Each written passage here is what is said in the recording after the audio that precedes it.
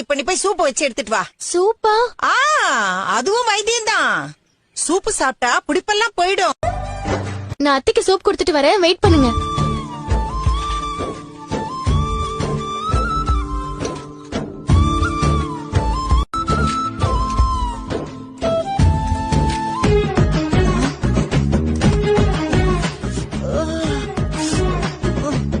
Soup வைக்க போனியா இல்ல தூங்க போனியா?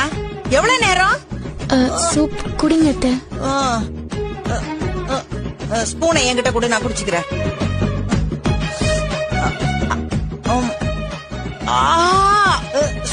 என்னடி இது இப்படி இருக்கு?